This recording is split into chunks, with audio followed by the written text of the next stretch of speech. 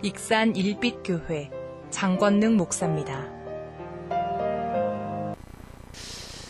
자, 오늘 이처럼 귀한 날, 복된 날, 김장하랴, 하여튼 뭐 공과금 준비하랴, 하여튼 여러모로 머리가 복잡하고 지글지글 하는데도 불구하고 하나님의 날에 하나님이 정한 곳에 하나님 앞에 나와서 예배하는 우리 사랑하는 성도님들 한 분 한 분에게 하나님께서 오늘도 예비하신 은혜와 사랑으로 우리의 마음을 부유케 하시는 은혜의 주인공이 될 줄로 믿습니다. 어느 목사님께서 성도의 가정에 신방을 갔습니다. 우연히 주방에 갈 기회가 있어서 주방 쪽에 갔더니 조그마한 미니 칠판에다가 이렇게 신방을 대비해서 점검할 사항을 매너 있게 써놓았습니다. 첫 번째, 집안 청소해놓기. 대부분 그러잖아요. 목사님 신방 올 때 집안 청소 하잖아요. 근데 이 집은 그래도 뭔가 교육적이고 행정적이고 깔끔해가지고 칠판에다가 냉장고 옆에다가 써놓은 거예요. 첫 번째, 집안 청소 깔끔하게 잘 해놓기. 두 번째, 식사 준비하기. 물론 요즘 교인들은 목사님 집에 온다고 신방 온다고 식사 준비하는 분들 안 계십니다. 이리 말씀드리면 저도 개인적으로 집에서 대접하는 거 거시기 합니다. 말 잘해야 돼요. 말 못했다고 또 우리 목사님은 집에서 해주는 거 안 먹는다고 그랬다고. 그게 아니라 어쨌든 세 번째, 이것 때문에 얘기하는 거예요. 필히 꼭 별표 돼지머리 땡땡 치고 나서 성경 먼지 털어놓기. 웃는 분들은 추억에 뭔가가 있는 분들이에요. 옛날 부흥강사들이 시골에 와서 꼭 부흥회할 때 그런 얘기 많이 했죠. 주일날 예배 끝나면 장롱에다가 TV 위에다가 하여튼 저 싱크대 옆에다가 집어 던져놓고 아침에 주일날 가면 막 찾지요. 야, 엄마 성경 못 봤냐? 보니까 먼지가 수북이 쌓이고 툭툭 털어가지고 갖고 온다고. 그래서 그걸 갖다가 무슨 신앙이라고 그러죠? 털털이 신앙이라고. 주일날만 성경책을 털털 털어갖고 오는 신앙. 사실 그 성도의 메모가 목사님의 눈에 띈 것뿐이지 대부분의 저와 여러분들의 생활 패턴이 아마 이런 공통점이 있지 않나 생각을 해봅니다. 평소에 눈만 뜨면 스마트폰부터 여는 그런 사람들은 많을지라도 성경을 펴는 사람은 그렇게 많지 않습니다. 시간이 때로 주어지면 스마트폰을 열든지 TV 앞에서 리모컨을 켜지 성경을 읽기는 쉽지 않습니다. 시간이 되면 컴퓨터를 열거나 사람들에게 전화하지 하나님 앞에 나가 하나님과 대화하고 이야기하는 사람들이 많지 않습니다. 저도 마찬가지입니다. 일부 때도 얘기했지만 저는 지금도 목사임에도 불구하고 믿음이 없어서 눈 뜨자마자 막 무릎 꿇고 살아계신 하나님 아버지 오늘도 좋은 날 주시고 생명 주시고 내주시고 저 이런 기도 거의 안 합니다. 그냥 아침에 알람 소리가 떼링떼링 울리면 어우 씨 썩어 먹으려면 알람 시계는 누가 만들어가지고 막 그런 말이 막 나오기 직전까지 인상을 써가면서 막 기지개를 쓰면서 그럼에도 불구하고 하나님 감사. 한번 해볼래요?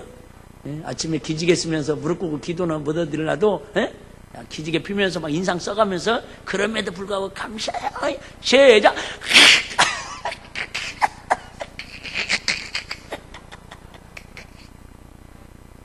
나만 그러는구나. 여러분들은 막 알람 소리 울리면 할렐루야 오늘도 하나님 주신 선물 행복합니다. 기대됩니다. 설레입니다. 막 오늘도 누구를 나도 복음 전해주고 오늘도 기도해서 하나님 영광을 드러내니까 막 이렇게들 사시는군요. 하루를. 저는 잠잘 때도 무릎 꿇고 하나님께 막 오늘도 하나님께 은혜로 마무리하게 하심을 감사합니다. 이런 기도하고 자지 않습니다. 그냥 이불에 뒤집어져 가지고 대자로 뻗어가지고 하나님 오늘도 나와 함께 해주셔서 감사하고 내가 누울 수 있는 병원에 오늘도 눕지 않냐고 침대에 누울 수 있어서 감사하고 야 혼자 가장 편한 자세에서 이렇게 하나님 보고 그냥 뭐 중얼중얼 하다 보면요 저는 거의 특별한 경우 아니고는 10분에서 20분 안에 거의 잠이 듭니다. 나는 불면증 때문에 잠을 못 잔다는 분들은 내가 이해는 하는데 연구는 해봐야 할 것 같아요. 다시 얘기할게요. 하루 시작을 우리가 성경 말씀 읽고 하나님께 정식으로 기도하고 출발하고 살아야지만, 그러지 못할지라도 매일매일 하루의 시작과 끝을 하나님을 신뢰하고 하나님의 은혜를 구하고 하나님께 감사하면서 살면 제가 볼 때는 그래도 그냥 마음이 평안하고 잠은 잘 오는 것 같아요. 할렐루야. 꼭 제 기준이 맞는 건 아니에요. 또 어떤 분들은 막 일어나자마자 주여 3분씩 5분씩 기도한 분들이 목사님이 그랬다고 해서 또 저처럼 하시면 안 됩니다. 지금 잘하고 계시는 겁니다. 옆 사람을 알려드려요. 집사님 하는 게 옳답니다. 시작.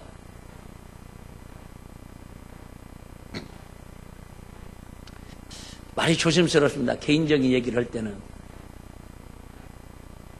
우리 유양어선을 타는 정 선장님이 한 2달 전에 저한테 카톡을 보내왔어요. 목사님, 너무너무 좋은 어플이 있습니다. 어플. 일비교회 스마트 주부 나오기 전에 너무너무 좋은 어플이 있는데, 목사님 이것 좀 제발 일비교회 성도들한테 다 광고해가지고 음으로 다 깔게 해가지고 음으로 다 그걸 하게끔 해야 한다라는 거예요. 막 피를 토하듯이 막 이거 음으로 막 안 오는 사람은 느낌이 막 3년씩 감옥에 보내야 한다는 그런 느낌이었어. 내가 느낌은 뭐냐고 물어봤더니, 스마트폰을 그냥 어플을 깔아놓으면 스마트폰을 딱 전화가 받든 하든 열면 하나님 말씀 한 구절이 뜬대요. 있지 지금 그거 하는 분들이. 그거 읽지 않으면 전화를 그냥 스마트폰을 열어도 볼 수가 없다라는 거예요. 영어 단어 장비 있잖아요. 나 그 2가지 다 해봤는데 영 귀찮아서 싹 지웠거든요. 아니 그 중심이 너무 이쁘지 않아요? 하루의 시작을, 저도 스마트폰 들고 거기 가거든요. 아침에. 아니 나도 그래요. 그런데 어쨌든 스마트폰을 갖고 가는데 어쨌든 하면서 어쨌든 버튼을 누르면 여호와는 나의 목자시니 내가 부족하면서 이 한 구절을 읽지 않으면 그 다음에 열리질 않아. 이 어플을 자기가 알게 돼가지고 깔아놓고 그렇게 하다 보니까 너무너무 좋다고 나한테 자랑하면서 성도들한테 나 광고했어요. 분명히 어플 깔아서 다 그렇게 하라고 나는 얘기해드렸어요.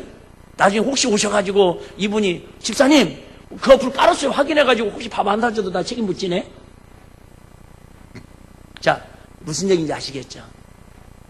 우리가 비록 눈을 비비고 하루를 시작하고, 어떤 사람은 냉수를 마시고 하루를 시작하고, 어떤 못된 사람은 아니지만 습관으로 하루를 시작하는 사람도 있고, 어떤 사람은 리모컨 가지고 그죠? 밥 먹으러 가면서도 리모컨을 틀어놓으면서 CBS, CTS 아니고 그죠? 불륜관계, 삼각관계 드라마 틀어놓고 가면서 쿡쿡 밥하고 반찬 하는 사람들도 있고. 그런데 중심만큼은 하나님을 의지하고 하나님을 시작하면서 하나님 말씀을 기준으로 하루를 시작하고 하루를 마무리하자, 그 얘기예요. 할렐루야. 근데 하루 12시간 앉아서 성경 보라는 거 아니잖아요. 하루에 10시까지 기도하라는 거 아니잖아요. 의미를 아시겠죠? 어쩌면 이것은 육적인 그리스도인의 자연스러운 일이라고 볼 수 있습니다. 이런 일 때문에 양심의 가책을 받거나 주님께 죄송하다는 생각조차 들지 않는 게 우리들의 현실입니다. 왜 그렇습니까? 이런 삶의 패턴이 습관이 되어 있기 때문입니다. 그러나 정반대로 하나님의 사랑을 통해 인생의 기쁨을 누리고 행복을 누리는 사람은 그런 것들 때문에 그런 것들에 별 관심이 없습니다. 왜냐하면 생수 같은 진정한 기쁨과 행복을 주님 안에서 누리기 때문입니다. 신앙이 형식이 아니고 삶으로 자연스럽게 자리를 잡았기 때문입니다. 말도 안 되는 얘기인데요. 이게 TV를 보니까 볼 게 없더라고요.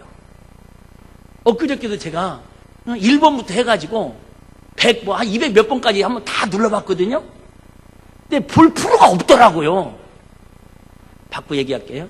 볼 프로가 없는 게 아니라, 볼 채널이 없는 게 아니라 내가 흥미를 가질 만한 채널이 없어서 그래요. 뭔 말이 되죠?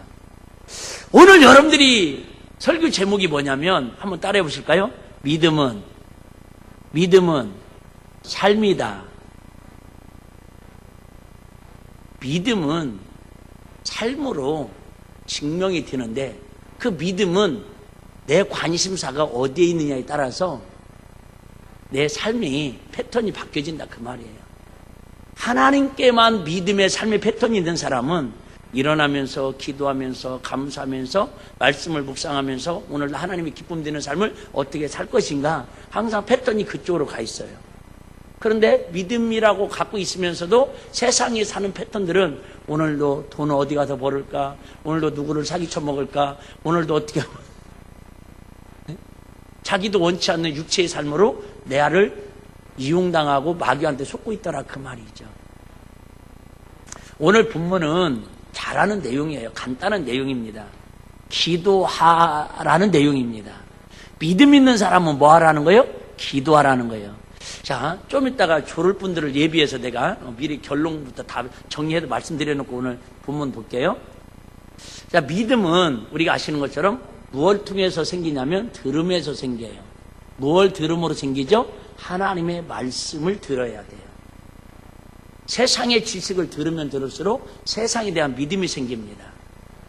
돈 10,000원짜리의 가치에 대해서 계속 듣다 보면 돈 10,000원짜리 가치에 대한 믿음이 생깁니다.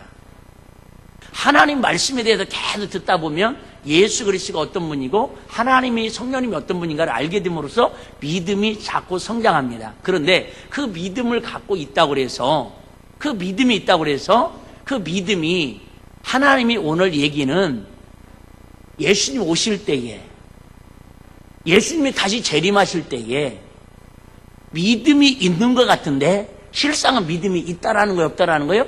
없다라는 거예요.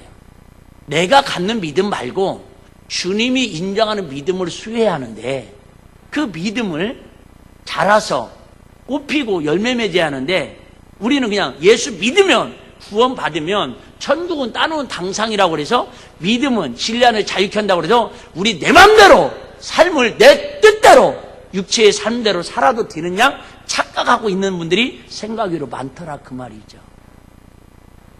인자가 올 때에 어디에서? 교회 안에서가 아니라 혼자 있을 때가 아니라 세상에서. 세상이 뭐예요? 우리가 살고 있는 학생들은 학교 일터, 삶의 그 학교, 우리는 삶의 현장, 직장에서 안 믿는 사람들과 치열한 죄악에 관영하는 소돔과 고모라 같은 우리 세상에서 믿음이 있는가? 우리 주님 올 때에 믿음이 있는가 확인해 보겠다 그 말이죠. 그 말은 뭐예요? 믿는 사람은 많은데 주님 올 때에 들림받을, 인정받을 정결한 신부로 예비하고 예복 입고 있는 사람은 그렇게 많지 않다라는 걸 우리에게 교훈하고 있다 그 말이에요. 자, 누구나 다 믿어요. 그런데 주님 올 때에 들림받는, 칭찬받는 믿음을 수여하라는 게 오늘 설교 핵심이고, 기도는 누구나 다 해요. 기도 안 하는 사람 있어요? 다 기도합니다. 우리의 마음의 소원도 기도고 우리 신음소리도 기도고 우리 원망 불평하는 탄식소리도 기도입니다. 그런데 그 기도하되 1절 한번 보실래요? 나름대로 기도들은 다 하는데 어떤 기도를 하라는 거예요? 항상 기도하라는 거죠. 어떻게 항상 기도해요? 못합니다. 근데 더 중요한 건 항상 기도하고 뭐 하지 말으라는 거예요? 낭망치 말아야 될 것을. 많은 사람들이 예수 믿어요. 많은 분들이 신앙생활을 해요. 많은 분들이 나름대로 교회 생활을 하고 기도를 해요. 근데 대부분은 중간에 가다가 낭망하고 포기하고 좌절한다 그 말이에요. 우리 속담에 가다가 아니 가면 아니 감만 못하느니라. 제가 목회하면서 마음 아픈 것 중에 하나가 그런 부분들이에요. 미륵산을 올라가다가 대부분 중간에 포기하고 내려오는 사람들은 거의 7부, 8부에서 포기하고 내려오는 사람은 없습니다. 거의 몇 분 능선에서 정도 포기하고 내려오죠? 안 해봐도 잘 몰라요? 등산 오면 생각을 하기 싫어요? 3부, 4부, 5부까지 가기 전에 어메 힘들어 죽겠네, 음에 배고파 죽겠네, 우리 그만 가게. 거의 5부, 6부 선에서 뒤돌아서 하산하는 사람들이 많습니다. 7부 넘어가고 8부, 9부 능선 가면 힘들어도 깔팍줘도 어떻게든지 정상을 받고 내려오려고 끝까지 포기하지를 않습니다. 우리 신앙생활도 마찬가지예요. 계속 몇 주 동안 그런 얘기 하죠. 나름대로 돌 항아리를 준비는 해요. 믿음으로 물을 채우라니까, 아구까지 채우라니까 채우기는 해요. 근데 몇 개를 채워야지요? 6개를 채워야 돼요. 돌 항아리에 6가지 아구까지 채워야 하는데 대부분은 2개 채워보고 헤이! 채워도 별일도 안 생기네. 남한 장군이 그랬죠? 몇 번 요단강에 가서 씻으라고 그랬죠? 6번? 7번. 퐁당퐁당 3번 하고 와가지고 묻지요? 아씨! 안 나섰네. 나 그만할래. 그러니까 옆에 있던 하인이 뭐라고 그래요? 장군님, 여기까지 오셔서, 아니, 그거 퐁당퐁당 7번 하시라는데, 뭔 3번 하는 거나, 7번 하는 거나, 뭔 자존심 상하신다고 중간에 포기하려고 하십니까? 그냥 하신 거 7번 마저 하시지요. 옆에서 하인, 그 계집아이가 그 말을 하니까 순종해요, 안 해요? 하고 가서 7번을 씻고 나오니까 그 온몸이 깨끗하게 나음을 받았다라는 거 아니에요. 많은 분들이 나 지금 할 만큼 했다라는 거예요. 나 기도할 만큼 했다라는 거예요. 나 노력할 만큼 했다라는 거예요. 그런데 주님은 7 항아리까지, 6 항아리까지 물을 아구까지 채워야 그때 물을 뜰 때에 푸드주로 바뀌는 것이지 5 항아리까지 채워갖고는 되지 않더라는 거죠. 기도하되, 항상 기도하되, 기도하다가 뭐 한다라는 거예요? 낙심하고 포기할 수밖에 없게 마귀가 만든다 그 말이에요. 왜? 기도해야 아까 얘기했죠? 말씀이 믿음으로 꽃피고 열매 맺는 간증의 주인공이 되는데 이루는 알아도 지식으로는 알아도 기도하지 않으면 영적인 그 힘을 공급받을 수 없다 그 말이에요. 앞에 가로수들 있잖아요. 좋은 나무들 있잖아요. 자, 나무를 옮겨 심어놨어요. 옮겨 심었는데 거기다 물도 주지 않냐고 영양분도 주지 않냐면 그 수백만 원, 수천만 원짜리도 그냥 죽을 수밖에 없습니다. 제가 몇 년 전에 어느 사업장에 신방을 갔더니 소나무가 쭉 뻗어 있는데 세 그루 중에 한 그루가 축 사망을 했더라고요. 물어봤어요. 아니 소나무가 왜 죽었어요? 그랬더니요. 그분 말씀이 10년 전에 600만 원 주고 사다가 옮겨 심어놨는데 축 사망을 했대요. 아까워서 변해지를 묻하고 저렇게 쳐다보면서 속쓰리고 있대요. 여러분, 나무를 심었다고 그게 살아있는 게 아니다 그 얘기하고 싶은 거예요. 하늘산에 갔더니 쫙 뻗은 수백 년 된 나무가 내가 볼 때는 이파리가 죽어가는 것 같아요. 물어봤어요, 관리하는 분한테. 저거 나무 죽은 거 아니에요? 저거 팔면 내가 볼 때는 몇백만 원을 받을 것 같은데. 예, 목사님, 죽었어요. 왜 죽였어요? 내가 막 혼냈어요. 나무를 왜 죽였냐고 그랬더니, 목사님, 산속이다 보니까 비가 많이 오니까 미끄럽지 말으라고 주차장을 치우다가 염화나트륨 소금을 뿌렸는데 눈을 치운다고 다 그 나무 밑에다 모아놨더니 소금물 먹고 나무가 축 사망을 했다라는 거예요. 여러분, 왜 우리가 하나님의 진리의 말씀을 먹어야 하고 왜 우리가 낙망하지 말고 쉬지 말고 기도해야 하는 줄 아세요? 하나님으로부터 생명의 진리의 말씀을 공급받아야지 잘못된 염화나트륨 들어간 소금물을 공급받으면 죽어요. 우리 교회도 조심스럽네. 그런 오해가 없었길 바라요. 앵두나무가 아주 토실토실한 앵두나무가 있었어요. 어느 날 가보니까 축 사망했어요. 누가 앵두나무 죽였어! 내가 막 그 속이 상해가지고 막 형사를 부르려고 그랬어요. 그래서 내가 나름대로 연구를 해보니까 우리 정말 착실한 집사님이 주방에서 김치 나오고 짠 음식 나오면 거름이라고 그 밑에다가 파가지고 준 거예요.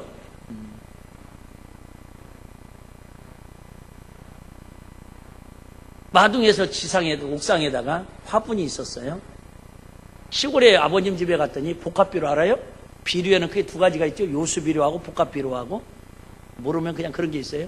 복합비료가 있길래 이만큼 한 10분의 1이나 있길래 화분에다가 비료 주고 싶은 마음에, 그거 전문가도 아닌데 전문가 이제 농부의 아들이라고. 난 농부의 아들이지 화분의 아들이 아니잖아요.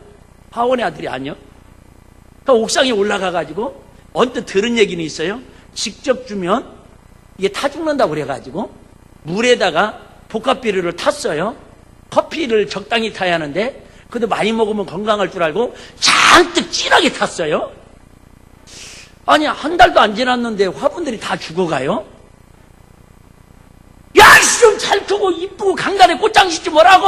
내가 말에 큰맘 먹고 아버님의 유산 같은 복합비료를 갖다가 물 타도 줬는데 왜 죽냐 그랬더니 나중에 열어봤더니 뿌리가 시커멓게 다 죽었더라고. 나 그때 알았네. 비료도 많이 주면 죽는다라는 거. 그래.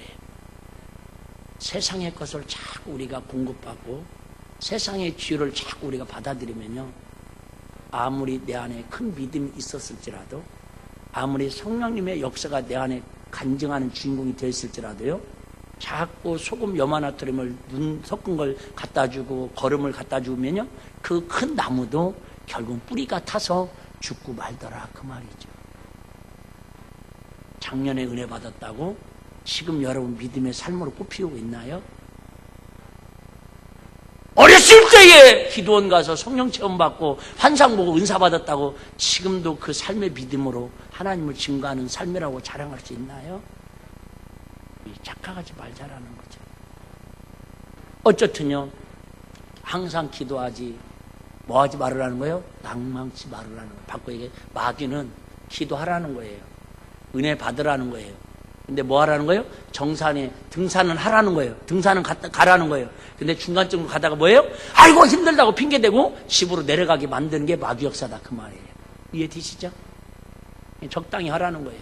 다음에 하라는 거예요. 하다가 포기하라는 거예요. 실망하라는 거예요. 낙심하라는 거예요. 믿어도 별거 없네. 예수 믿어도 별거 없네. 열심히 해도 별거 없네. 기도해도 별거 없네. 그렇게 우리 마음과 생각을 병들게 만드는 게 마귀라는 거예요. 한 번에 여러분 나무 토막을 쓸듯이, 그죠? 밑둥가리를 잘라서 넘어뜨리지 않아요. 조금씩 소금물을 뿌리듯이 마귀는요, 우리 세상 것들을 우리 마음과 생각에 뿌려서 죽어가게 만든다, 그 말이에요. 어쨌든 지금 기도에 대한 이야기를 하고요, 믿음에 대한 얘기를 하고요, 결정적인 건 아까 얘기했죠? 8절에서 다시 한번 띄워줘 보실래요? 마지막 8절. 인자가 올 때에 세상에서, 교회가 아니에요, 세상에서 믿음을 보겠느냐? 이 말은 무슨 얘기예요? 믿음이 있다 없다?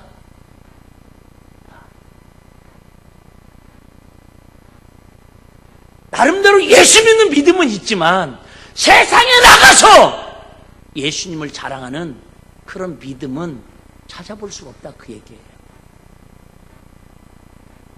오늘 보면 어느 도시에 불의한 재판관이 있고 불쌍한 과부가 있어요. 이 과부가 뭔가 억울한 일을 당했어요. 그래서 변호사를 사서 송사하려니까 변호사 비용이 없어요. 기본이 요즘 330이잖아요. 그래서 재판관에 찾아가서 나의 억울함을 하소연하니까 이 재판관이 죄송하지만 힘없고 빼곡고 하찮은 사람은 소리를 들어주지도 않습니다. 새벽에 설명했죠. 그럼에도 불구하고 너무 억울하고 속상하니까 매일 쉬지 않고 몇 날, 며칠, 몇 달을 불의한 재판관에서 나의 원한 좀 풀어주세요. 나의 억울함 좀 풀어주세요. 그렇게 하도 괴롭게 하니까 이 불의한 재판관이 하나님도 두려워하지 않아요. 사람도 무시해요. 그럼에도 불구하고 괴롭게 하고 귀찮게 하는 그것 때문에 그 재판에 그 과부의 원한을 풀어준다라는 게 오늘 비유입니다. 그러면서 하시는 말씀이 7절이죠. 하물며 하나님께서 그 밤낮 부르짖는 택하신 자들의 원한을 풀어주지 아니하시겠냐? 저희에게 오래 참으시겠냐? 뭐예요? 우리 하나님 우리의 기도응답을 해주시려고 애타게 기다리는데 그 기도에 아구를 채우지 못하고 있다, 그 말이에요. 그러면서 다시 얘기합니다. 8절, 내가 너에게 이르노니 속히 그 원한을 풀어주시리라. 주님이 우리의 원한을 풀어주신데 뭐하면? 밤낮 부르짖듯이 하나님 앞에 원한을 가지고 기도하며. 그러나 보셔봐요. 인자가 올 때에 세상에서 뭐예요? 믿음을 보겠느냐. 기도의 응답 받았어요? 불의한 재판관도 불쌍한 과부의 억울함을 풀어준다고, 우리 억울함을 풀어줄 수 있다는 거예요. 그런다고 해서 주님 오실 때에 그 믿음이 칭찬받고 인정받는 믿음은 아니라는 걸 얘기하고 있는 것이죠. 쉽지만 어려울 수도 있습니다. 로마서 1장 17절 말씀, 오늘 이 말씀을 암송하셔야 식사를 하십니다. 못 하시는 분들은 하시고 나서 암송을 하시면 됩니다. 참 착해. 복음에는, 복음, 기쁜 소식. 복음이 뭐예요? 예수님이 나를 위해 십자가 빌려 죽으시고 부활하신 게 복음이에요. 이걸 믿는 게 복음입니다. 복음에는 하나님의 뭐가 나타나요? 의가 나타나요. 제가 자주 얘기하죠. 여러분, 신김치 먹은 사람은 입에서 신맛이 돕니다. 구운 계란하고 콜라 먹은 사람은 트럼이나 방귀 껴도 꼭 그 냄새가 풍깁니다. 복음! 하나님 나라! 예수 그리스도의 생명이 내 안에 믿음으로 자리 잡으면요, 우리 언어를 통해서, 우리 삶을 통해서 최소한도 예수님의 삶이 나타나는 것처럼 보여야 하지 않냐, 그 말이에요. 교회 와서는 분명히 목사, 장로, 집사, 권사인데 세상에 나가서는 도대체 저 사람이 어느 소속인지 구분이 안 된다면 죄송하지만 그게 무슨 믿음이에요? 그게 무슨 놈의 믿음이에요? 착각이지. 네? 복음에는 하나님의 의가 나타나야 한다니까. 복음을 들어가면 하나님의 의가 나를 통해서 드러나야 한다니까요. 여러분, 잘못된 비를 줘도, 잘못된 소금을 눈을 갖다 줘도 나타나잖아요. 죽음으로 나타나잖아요. 잘못 먹으니까. 근데 하나님의 생명이 들어오고 성령의 기름 부음이 나타나는데 왜 우리는 세상에서 맨날 썩어지는 죽음들이 우리는 증거로 나타나냐, 그 말이에요. 뭔가 잘못된 믿음 아니에요? 뭔가 하나님을 기만하고 위식하고 가식하는 그런 믿음 아니냐, 그 말이죠.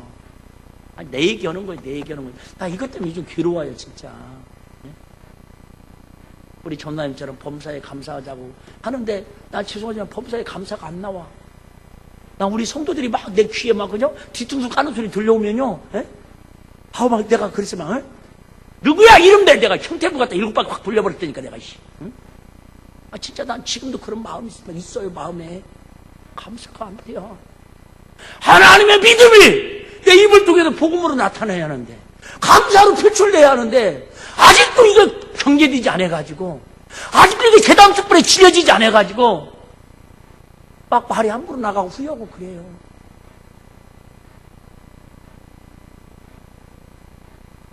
누구 얘기한다고 생각하지 마시고 내 얘기하는 거야. 난 진짜 내 얘기. 복음에는 하나님의 의가 나타나서 중요한 얘기예요.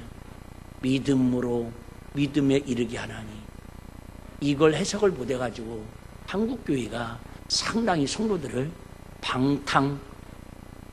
방자하게 만든 말씀 중에 하나가 이 말씀이에요.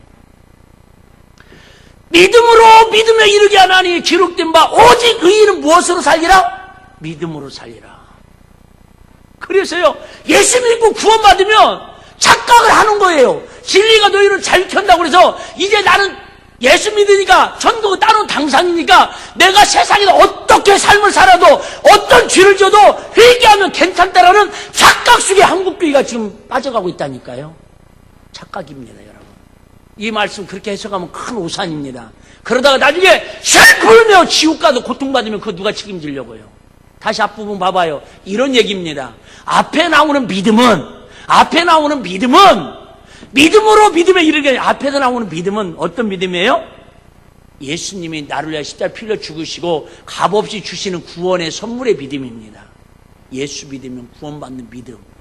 근데 그 믿음 갖고 있다고 천국 온전히 갈 수 있느냐? 그 믿음 갖고 있을 때 아까 있죠? 세상에서 내가 올 때에 믿음을 보겠느냐? 그때 그 믿음은 처음에 예수 믿고 구원받은 믿음이 아니라 믿음으로, 삶으로 하나님을 증거하는 삶을 살았느냐 그걸 보기시겠다 그 얘기예요. 똑같습니다 여러분. 하나님의 자녀는 자 우리 자녀들은 엄마 뱃속에서 10개월만 있으면 나오면 으아 하는 순간에 아들이든 딸이든 자녀가 됩니다. 근데 그 자녀가 끝납니까? 아니잖아요. 그 다음부터는 뭐 하는 거예요? 한마디로 말하면 답게 사는 거 아니에요? 유치원에 가면 유치원생답게, 초등학생이 되면 초등학생답게, 중학교 고등학생이면 학생답게, 청년이 되면 청년답게. 이해되시죠? 믿음에서 믿음으로 하는 말은 첫 번째 믿음은 말 맞아요. 십자가에서 피 흘린 구원의 믿음. 두 번째 믿음은요, 삶을 통해서 하나님이 인정하는 그 믿음으로 하나님께 열매 맺는 꽃 피우는 간증의 주인공이 되라 그 말이에요. 여러분 생각해봐요. 이스라엘 백성들이 광야에서 애굽에서 출애굽할 때 모세가 아론과 그 이스라엘 백성들이 하나님 믿었을까요? 안 믿었을까요? 믿었죠. 잘 믿었지요. 그런데 하나님 왜 그들은 가나안 땅에 들어가지 못하도록 애굽에서 출애굽해가지고 광야에서 다 죽임을 당하게 하냐 그 말이에요. 착각하지 마.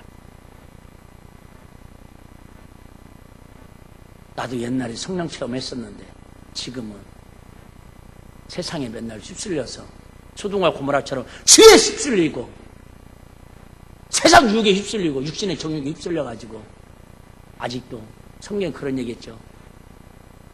개가 토했던 걸 다시 먹고 돼지가 뒹굴었던 곳에 다시 뒹구는 것처럼 오늘 은혜 받고 내일은 세상 가도 죄에도 뒹굴고 또 내일 모레 와서 은혜 받고 또 세상 가도 뒹굴고 언제까지 그럴 거냐고.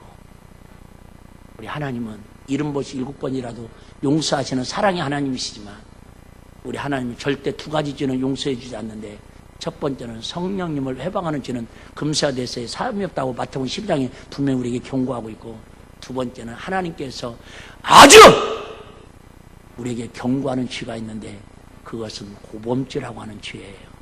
고범죄. 무슨 죄예요? 알고도 의도적으로 하는 죄. 또 하고 또 하고 또 하고 습관적으로 반복적으로 하는 죄. 이것은 하나님의 이름을 예수님의 십자가에 필려 죽으심을 기만하고 망각하는 행위라는 거예요.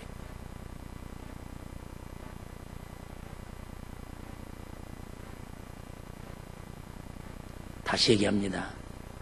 오직 의인은 믿음으로 말미암아 산다는 말은 그 믿음은 뭘로 통해 나타난다고요? 믿음으로 말미암아 살리라 이 말은 믿음이 뭘로 나타난다고요? 삶으로 나타나지 않으면 그 믿음은 마귀에게 속는 믿음이고 위선적인 믿음이라 그 말이에요. 근데 믿음이 없는 건 아니에요? 믿음은 있어요. 아까 있잖아요. 나무가 살아있어도 지금은 살아있지만 틀림없이 며칠 있으면 죽는 나무 있어요. 제가 기도하면서 그런 게 느껴질 때 가슴이 아픈 거예요. 저분 저러다가 틀림없이 지금은 살아있는 것 같은데 지금은 사지가 멀쩡해서 큰소리치고 다니는 것 같은데 분명히 영적으로 저 사람 병 들어가고 있는데 마귀한테 이미 꽉! 오는 사자처럼 악음리에 씹혀가지고 질근질근 씹히고 있는데 영적으로 둔해가지고 본인만 모르고 있는 거예요. 결국은 나중에 목사님 욕하고 교회 다니도 별것도 아니라고 예수 믿어도 별것도 아니라고 하나님 원망하고 세상 세속에 소돔과 고모라 멸망하는 곳으로 끌려갈 사람들이 보이니까 이렇게 타는 거예요. 제가 여러분들한테 이 귀한 날 피곤하고 지쳐서 지금 하나님께 나온 성도들한테 제가 좋은 얘기 해주고 위로 얘기해주고 유머 얘기해주고 웃는 얘기 해주고 제가 그 설교 못하겠어요? 제가 웃음 치료자 자격증까지 전문적으로 딴 사람인데 근데 그 영혼이 우리 영혼이 그게 무슨 유익이 있어요? 내가 여러분 웃겨드리려고 여기 온 거 아니잖아요. 우리 영혼이 더러워진 것이 있다면 우리 영혼이 하나님과 가로막힌 찌꺼기가 있다면 오늘 예배를 통해서 닦아내고 씻어내서 하나님만 볼 수 있는 하나님의 얼굴을 구할 수 있는 은혜로 살자 그 말이 할렐루야. 요한복음 1장 12절에도 그러지 않습니까? 영접하는 자 곧 그 이름을 믿는 자들에게는 하나님의 자녀가 되는 뭐예요? 권세를 주셨으니 하나님의 자녀라는 말은 하나님의 상속자라는 말이고요. 권세라는 말은 헬라어로 에스시아인데 하나님께서 아들 예수 그리스도에 부여하신 절대적인 권한과 힘을 말합니다. 즉 하나님께서 우리에게 합법적이라는 의미가 있다. 그 말이 무슨 얘기예요? 하나님의 자녀의 권세가 있다는 거예요. 믿는 순간에 하나님의 자녀의 권세가 있으면 여러분 귀신을 명하면 귀신이 떠나가고 사단을 명하면 사단이 파괴되거든요. 이 영적인 권세를 가지고 왜 귀신한테 마귀한테 실질 끌려다니냐 그 말이에요. 언제까지? 네? 아니 한두 번 그럴 수도 있잖아요. 사춘기 아이들도 그러잖아요. 호기심에 한두 번은 그럴 수는 있잖아요. 근데 매일 그게 생활 패턴이 된다면 그거 안 되는 거 아니지 않냐 그 말이죠. 제 설교가 좀 부담되고 어려운 거 알아요. 자꾸 설교하기 위해서도 목사님들 일주일 동안 지치고 힘들고 피곤하고 세상에 찢기고 상해서 오는 성도님들 자꾸 사랑 설교만 하고 축복 설교만 하고 위로 설교만 해주라고 자꾸 권면을 해요. 사실 저도 그 설교가 맞다고 생각을 해요. 그런데 오늘 새벽에 내가 기도하다가 이런 하나님 앞에 이런 질문을 해봤어요. 잘 한번 들어보실래요? 5가지를 잘했어요. 5가지를 잘했어요. 근데 5가지를 잘못했어요. 그럼 그 사람을 평가할 때 여러분은 쉽게 말하면 잘한 사람으로 평가해요? 못한 사람으로 평가하고 싶어져요? 우리는?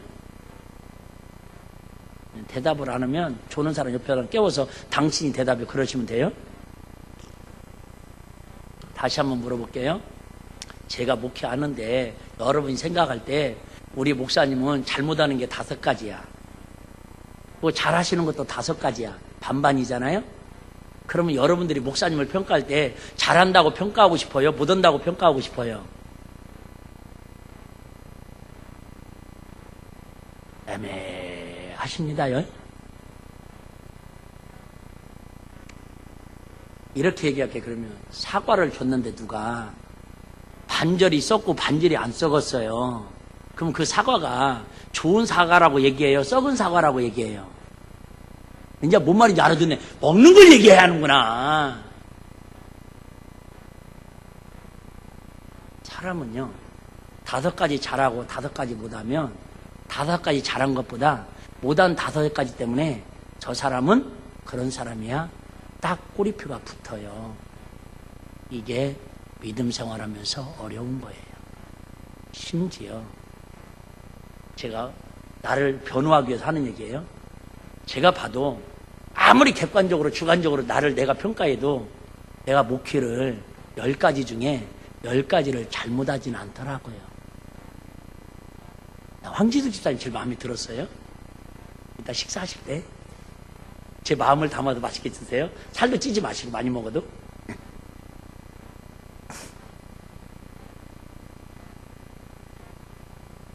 제가 나름대로 하나님 앞에 성도님들한테 목회하는데 내가 아무리 생각해봐도 10가지 중에 9가지 이상을 잘못하고 1가지만 잘하는 그런 목회자는 아닌 것 같아요. 조금 억지를 쓰자면 나는 10가지 잘하는 목사도 아니고요.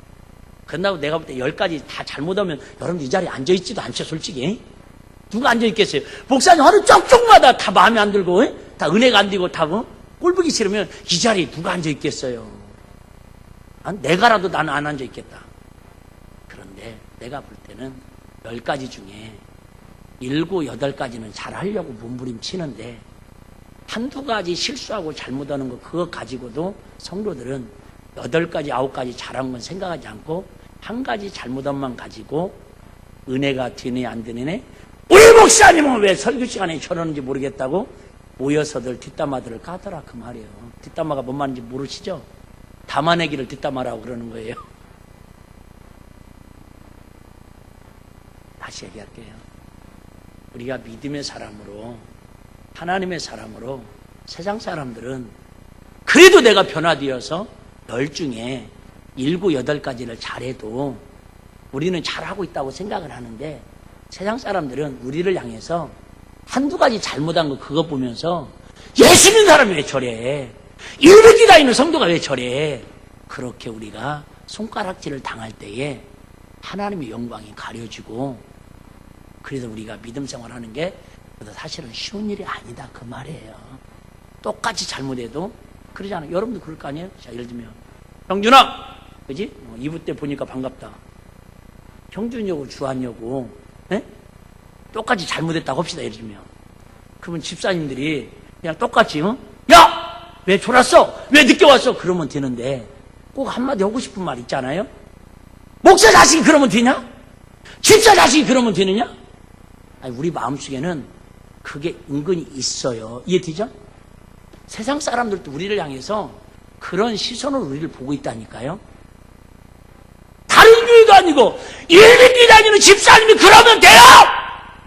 이렇게 세상 사람들은 우리를 나쁘게 보면 험담하려고 고자질하려고 흉보려고 그러지만, 반대로 얘기하면 그만큼 저와 여러분을 신분을 하나님의 자녀로 높게, 기대치가 높아서 그러니까 우리가 그 기대치에 부합해서 살려고, 믿음으로 살려고 몸부림치고 하나님께 나가는 게 믿음의 삶의 은혜자야 아니냐 그 말이. 할렐루야.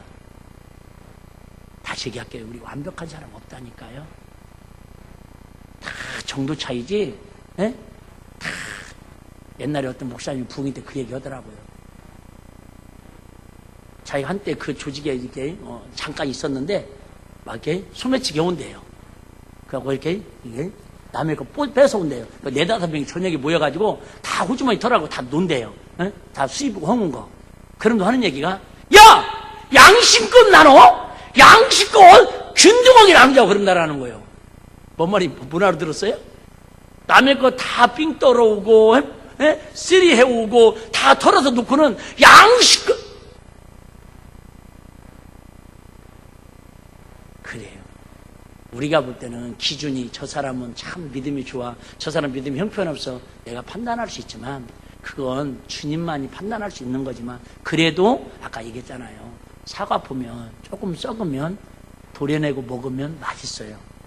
썩은 것이 있는 것일수록 사과는 더 맛있는 건 아시죠?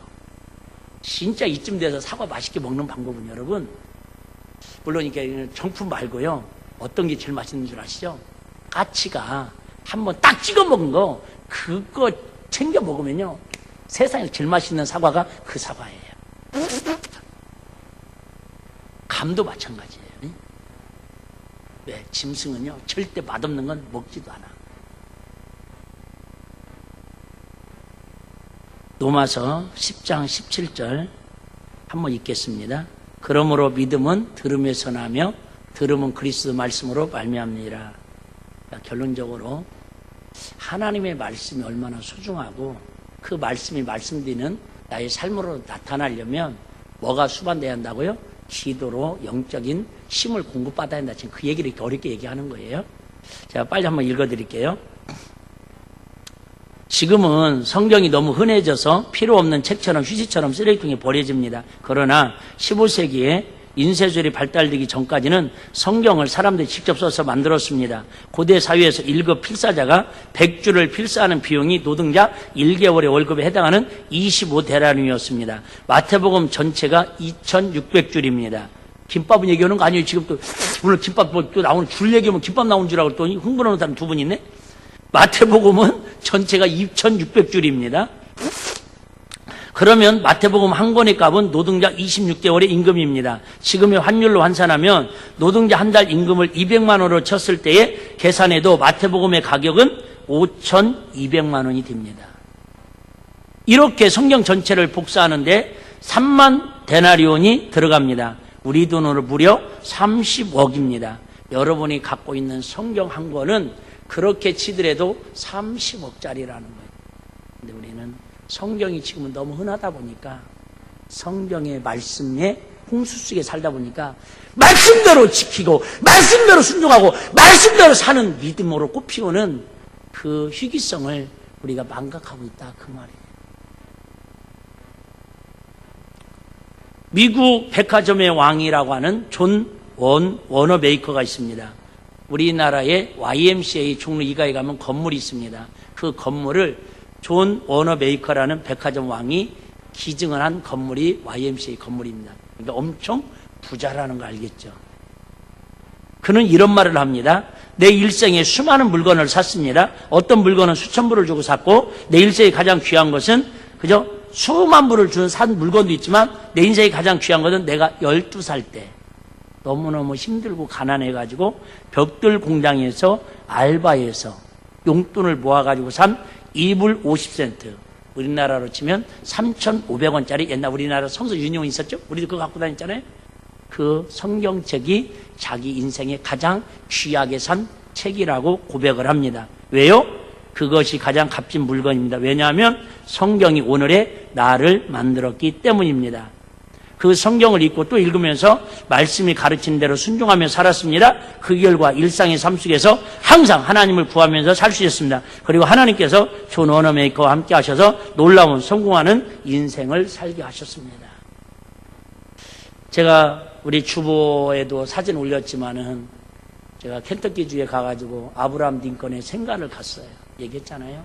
정말 시골에 전기도 안 들어오는 강단보다도 반의 반밖에 안 되는 그 운막 같은 집에서 네 식구가 살았어요.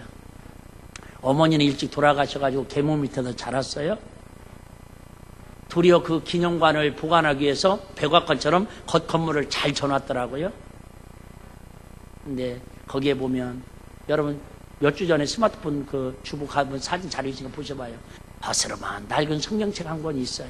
거기 밑에 그렇게 써 있어요. 두 마디가 있어요. 오늘의 나를 있게 한 것은 첫째는 이 하나님의 말씀의 힘이요. 두 번째는 계모인 나의 새어머니의 신앙의 교육입니다. 아시는 것처럼 지금까지도 수백 년이 지난 기독교 역사에 세계 역사에 임금을 지내고 대통령을 지낸 사람 중에 가장 존경받는 사람이 바로 아브라함 링컨이 아니지 않습니까? 아브라함 링컨 아닙니까? 뭐예요? 그가 가문이 좋았어요? 그가 물려받은 재산이 있어요? 아니에요. 하나님 말씀을 수중히 여겼더니 그 말은 뭐예요? 성경책을 귀하게 여겼다는 게 아니라 그 말씀대로 피 흘리기까지 쥐와 싸워 하나님 말씀대로 살려고 몸부림치니까 하나님 그 삶을 말씀이 그를 이끌어가서 승리하게 하시더라 그 말이에요.